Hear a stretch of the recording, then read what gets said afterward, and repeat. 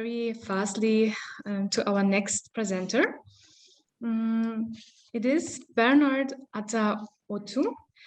As I said, also a E4Life student of Dambita University, and the title of the presentation is Internal Migration of Feminization of Labor Among Refugees, the post-pandemic role of female refugees in Adagon refugee settlement. A warm welcome, Bernard. We are looking forward to the findings you are going to share with us. I'm handing over to you.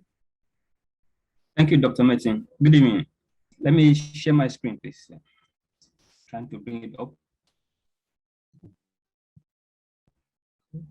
1 minute. Please, can you see my screen? Yes, Bernard, we can see your screen. It's not the presenter mode. Okay. It's not the full screen mode, and we can hear you also very clearly. Okay, let me see full screen mode. Is it better? Wonderful, perfect. Okay. Good evening again. It's nice to meet all of you here, and I'm very grateful for the E4Life program for this opportunity. It would not have been possible or not for Amrita that gave me this scholarship to be here today. Thank Amma and the Amrita team that is making all this thing possible. Like I said, my name is Bernard. I'm in Nigeria. So today I'll be presenting on internal migration and feminization of labor, the post-pandemic role of female refugees in Adagon refugee settlement. So before I move ahead, I'd like to give a brief background of the Adagon refugee settlement. Now, this settlement was built in 2018, precisely around November, December. A refugee was built for Cameroon refugees that were displaced from their home. The displacement happened because of conflict between government forces and another set of persons. They call themselves separatists.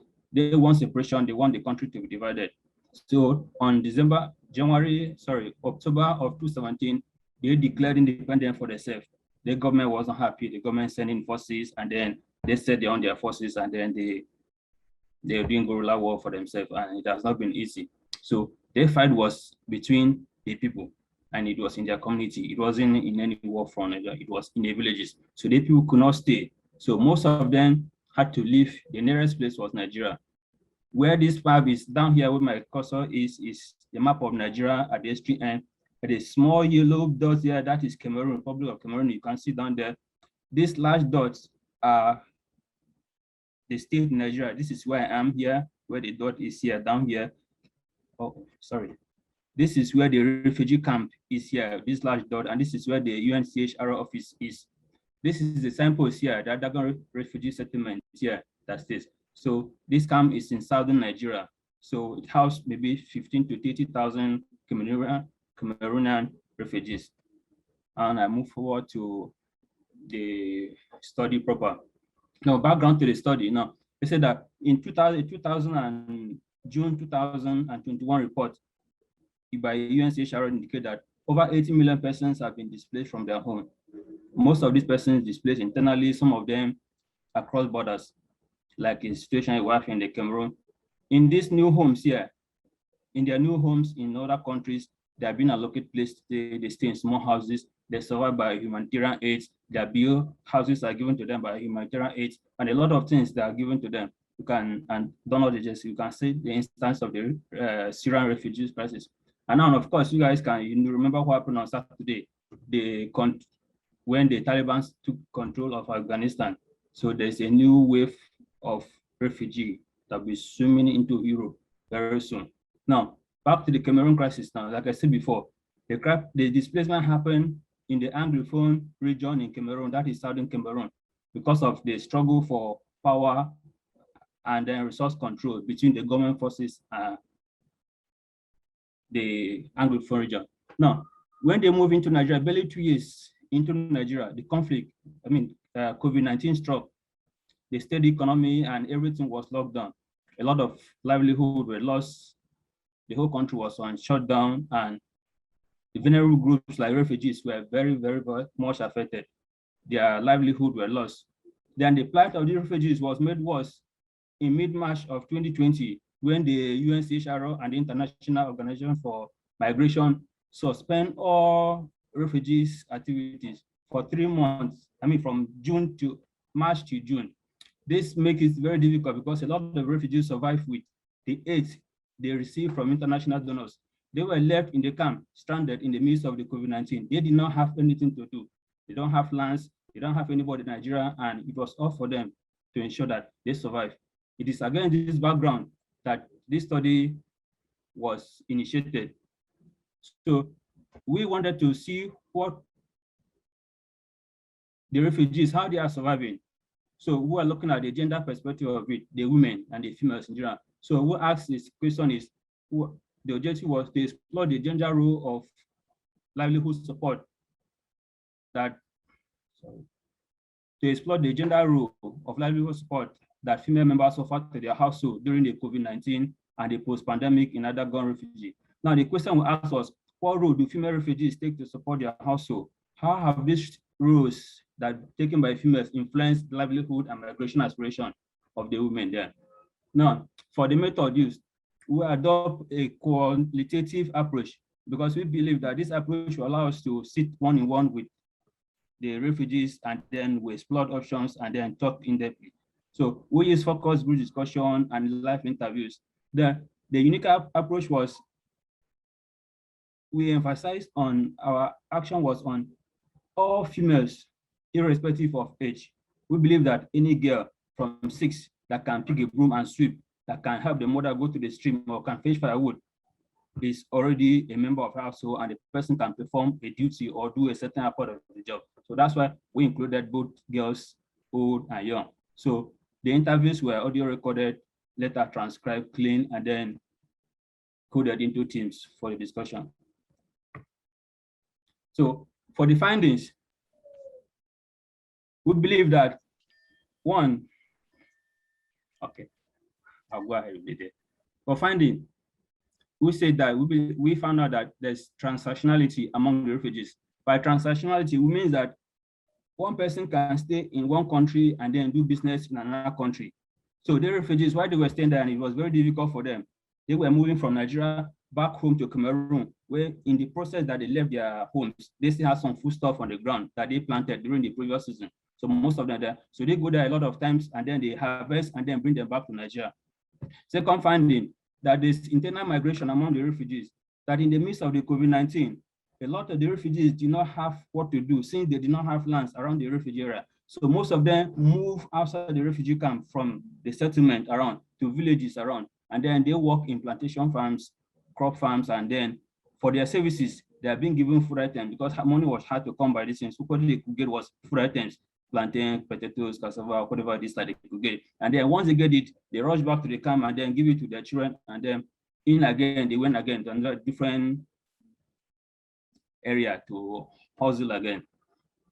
Now, another key finding, there was increased feminization of labor among the refugees. As you can see here in this picture here, where you can see the 4 young ladies there, it is not a strong gun, it is rice dust that has been blown over time that the thing has hit. The women go to the mill, a rice mill, like Ruth was doing with Naomi in the days in the Bible there. They go to the rice mill, they queue up with their bags, you can see the bags under the ground, and then they pack the meal the rice that has been milled. This is a chaff. Then they come out, this place is very breeze. If you can look down there, up in the hill there, you can see the refugee, some houses there, that's the refugee camp. I walked with them from the camp to this place to see what they were doing in the morning. So they blow this chaff, and then down here is the rice that one person has been able to get for themselves in the second picture there. So they do this daily as much as they can to use it to sustain themselves. So once they have the rice, they need a source of protein to blend with the rice. So the only alternative they had, meat was not forthcoming. So they go outside to harvest this elephant grass. It's a tropical grass here in Savannah, Africa. I don't know if it is down there too. So the process of harvesting is they go to the stream, they source for the young stems that are still very fresh. Then they dig it out and then they peel it. And then once they peel it, they reveals this inner part that is being very succulent and is good. Originally, this forage is for livestock, cattle and goods. So they use this thing, and you can see the other small ones that have been tied into bundles. These are the ones that will be given to the younger children to go out and sell. Maybe from there they can raise more money to buy Maggi, soap, or any other thing for their household for themselves. Then while the women and fathers are running around trying to gather what they have to do for their household, the children becomes the caretakers of the house. I'm saying as in there's growing population of child caregivers because these children are children, and then they are forced to take care of other younger children that their mother leaves behind in the camp. So it's very difficult. You can see some pictures. I was not allowed to take pictures in the camp, but since I was a bit familiar with some of these children there, I could just get this one, because every time I get into the camp, one of the security team was always with me. You cannot take pictures, that's okay, no problem. But you can see the picture there, a child is trying to set up fire to build up, cook whatever it is, like she can lay her hand. She has set up the fire in the second picture, and she's waiting for the food to get fixed, and then for the younger one. And then in the down picture by the right, the child has been given whatever it is, like the younger one, the other one can give. And then this is the state of the child. Now, the implication for this is that these children that are being forced to be caregivers by themselves, being children, are not able to take care of the younger ones. They have to do this thing plus themselves. These children often, they cannot attend school because they have to look after their children. And then they do not feed very well, because once the mother comes in with whatever protein source, the food they bring in is mostly starches. They come in and they drop it, and then they go back. How the children feed, how the children cook it, they do not know. They are not there. The children have to look after it for themselves and then do whatever it is like they have to do. However they want to do it, you can see there's no firewood. The guy is just blowing dust and all the same, because I was there. So the children, and there is the level of education is not there for themselves. So how this paper relates to the W36 summit. Now, we believe like the goal of this SDG 5 is women emancipation and development and order. Now, what this study did is this study look at the ways in which these women in the refugee camp, how they have tried to evolve over time. That yes, the COVID is there, everything is on standstill, there's no livelihood. But they said we cannot sit in our house and die of hunger. We must go out into the field and hustle. And the hustle has provided a lot of things. So this study is one that ensures how the women are taking their time to develop themselves, evolve over time, support their family, to become independent women, take charge of their life, live it as best suits them and in their own terms. So in conclusion, these studies, I'm not going to read a lot of this study, I'll just say that these studies advance the growing literature on the post-pandemic effect of women and the resilience strategies that these women have adopted to cope with the growing household needs. So based on this finding, we're recommending that there should be further studies on the health and nutritional status of the children in this camp, because as you can see, it has not been easy for them. And then we should advocate that there should be further studies to investigate the flow intensity of migration among the refugees, because they go out and they leave their children, and the children have to fend for themselves, and the children have to fend for themselves, and just a whole circle and turnarounds and around. Last lines. Thank you very much. Dr. Martin. Thank you very much, Bernard. Indeed, a very relevant and topic and very interesting presentation.